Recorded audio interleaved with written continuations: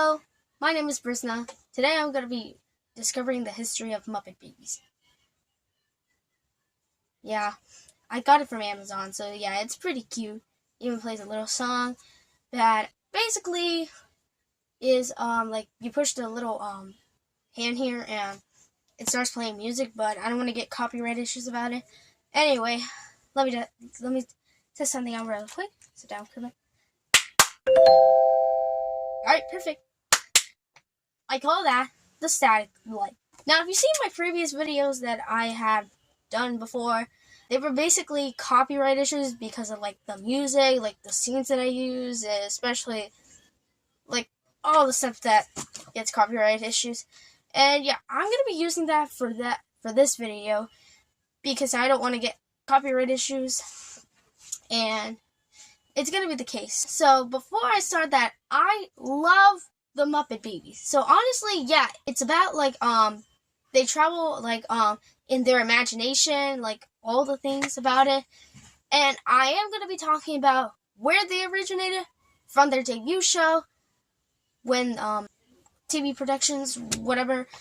And I will also talk about some of their appearances outside from the show. So without further ado, let's start the Muppet Babies history video.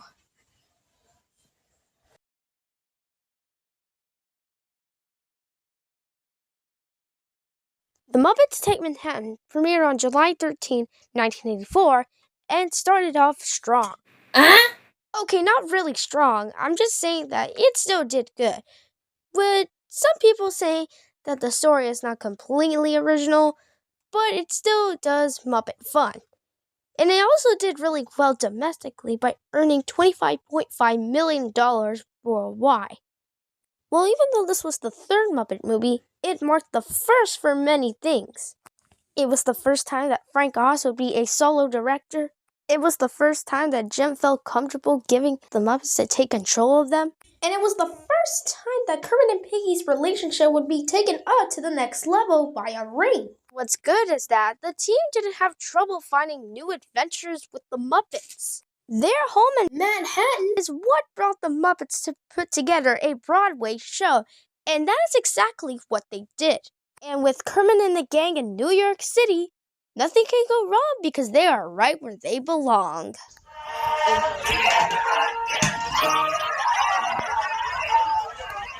Amongst all the other things in the Muppets Take Manhattan, more than Oz's solo directing, more than the songs, and even more than the wedding itself, there was one little scene that is recommended as the most iconic part of the film. In the middle of the film, as Kermit and Miss Piggy ride in a horse carriage to rekindle their love, Piggy asked the frog as what would they knew each other if they were little kids. And now I mean infinite kids.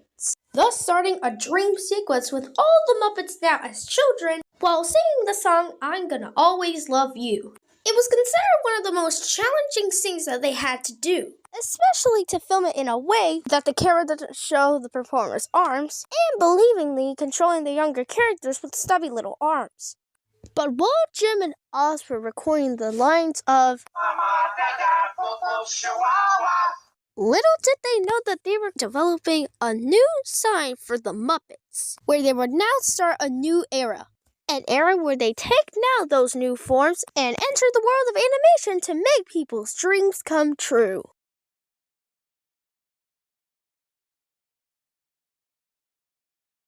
Jim Henson was not expecting that his next big hit was Muppet Babies.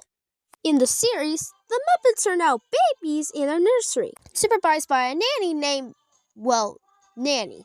In every episode, the babies use their imagination to pretend that they're in all kinds of adventures, rather finding themselves in a fantasy world or in a big adventure. Sometimes, their imaginations help them solve problems or confronting childhood moments that everyone goes through. But it doesn't matter where their imagination takes them. What matters is that they make sure that they go through it together.